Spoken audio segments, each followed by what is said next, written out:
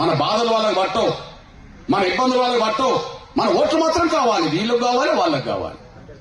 ఒక ఆయనేమో మన రాజేశం చంపిన వాళ్ళని కాపాడుతాడు ఉత్తమ్ కుమార్ రెడ్డి గారు. వీళ్ళ కోసమే మన రాజేష్ పైలు అవుతాడు. వీళ్ళు మన దగ్గర రావు. ఇక్కడ అధికార పార్టీ కోసం జెండాలు మొత్తం, ప్రతిపక్ష పార్టీల జెండాలు మొత్తం, వాళ్ళ జిందాబాద్లు కొడతాం, వాళ్ళ ఓట్లేస్తాం, వాళ్ళు గెలిపిస్తాం, వాళ్ళని అధికారం తీసుకొస్తాం. మన సావులకు మన బతుకులకు వాళ్ళకు కారణం అవుతారు. వాళ్ళు మాత్రం రారు. సురేష్ రెడ్డిని కాపాడేది ఉత్తమ్ కుమార్ రెడ్డి గారు. మల్లయ్య కోసం బలైనా కేటీఆర్ ఇంటికి వచ్చి పోడు. ఎవరి కోసం జెండాలు మోయాలనో, ఎవరి కోసం జిందాబాద్లు కొట్టాలో, ఎవరి చుట్టూ తిరగాలనో జాతి ఒకసారి అర్థం చేసుకోవాల్సిన అవసరం ఉన్నది. మన జాతిని అందరూ ఉపయోగించుకునేటోళ్ళే తప్ప మన కష్టాల్లో మన బాధల్లో వాళ్ళు రావడానికి సాక్ష్యమే మన కళ్ళ ముందు కనిపిస్తున్న సత్యం.